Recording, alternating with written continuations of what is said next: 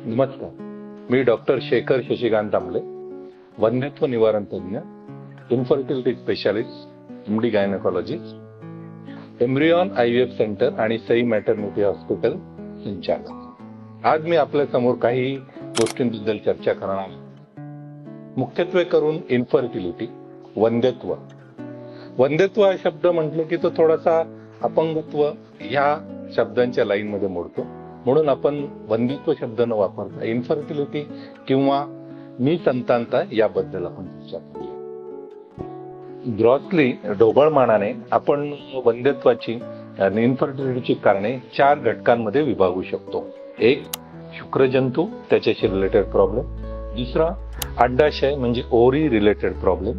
तिसरं, बीजवाहिनी नलिका म्हणजे फॅलोपियन ट्यूब याच्याशी रिलेटेड प्रॉब्लेम। आणि चौथं म्हणजे युट्रस एंडोमेट्रियल कॅव्हिटी याच्याशी रिलेटेड प्रॉब्लेम। पहिला घटक जो मोडतो शुक्रजंतू, त्याचं प्रमाण कमी असणं, त्यांची मोटिलिटी कमी असणं, हे साधारणपणे त्याची कारण असतात। दुसरं कारण ओव्हेरियन फॅक्टर, त्याच्यामध्ये अंडाशयाचे काही ट्यूमर, त्याच्या सिस्ट, एंडोमेट्रियोमा किंवा सर्वांना ज्ञात असलेला पॉलिसिस्टिक ओव्हेरियन डिसीज किंवा एंडोमेट्रियोमा किंवा पुअर ओव्हेरियन रिझो म्हणजे ज्याच्यामध्ये मूलतः बीजाच्या तयार होण्याची क्षमता म्हणजे AMH कमी असणं, हे घटक मोडतात। चौथं जे आहे ते म्हणजे एंडोमेट्रियम, ज्यामध्ये बाळ राहतं, जे बाळाचं घर असतं, त्याच्यामध्ये जर काही अडथळे असतील, उदाहरणार्थ एखादं छोटं पॉलिप असेल, छोटी गाठ असेल, छोटासा फायब्रॉइड असेल किंवा सेप्टम किंवा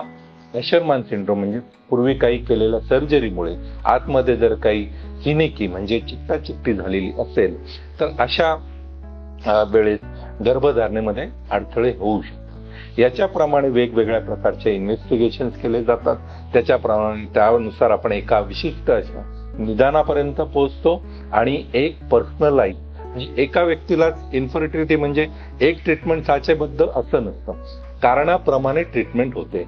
थोडक्यात फर्टिलिटीमध्ये आपल्याला पर्सनलाइज ट्रीटमेंट आणि पर्सनलाइज केअर देणं अत्यंत गरजेचं आहे। एकदा की निदान झालं, त्या दाम्पत्याचं पर्सनलाइज केअर आणि पर्सनलाइज प्लॅन ऑफ ऍक्शन ज्यावेळेस आपण डिसाईड करतो, त्याप्रमाणे त्या मार्गावरती त्या दाम्पत्याचा प्रवास सुरू होतो।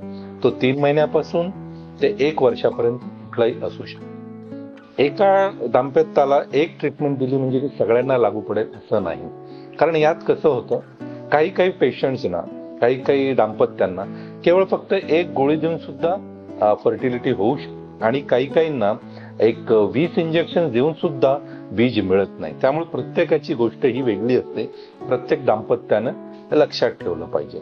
यामध्ये साध्या टॅबलेट्स देणं, एक फॉलिक्युलर सोनोग्राफी करून स्टडी करणं, बीज फुटतं का नाही फुटतं हे बघणं, बीज फुटतात त्यावेळेसच कॉन्टॅक्ट येणं किंवा जर त्यात काही अडथळा असेल तर त्याला IUI ने दूर करणं किंवा IUI ने सुद्धा फर्टिलिटी किंवा दिवस राहत नसतील तर त्यांना IVF करणं आणि IVF ने पण जर दिवस राहत नसतील तर लेझर हॅचिंग, एरा यासारख्या ट्रीटमेंट ऑप्शन्स आपल्याकडे अवेलेबल आहेत। आणि परंतु त्या डिटेल्स मध्ये जाणं आणि त्याच्या करणं ज्यावेळेस पर्सनलाइज ट्रीटमेंट असते त्यावेळेस ते व्यवस्थित पेशंटला किंवा रुग्णांना समजून सांगण्याचे।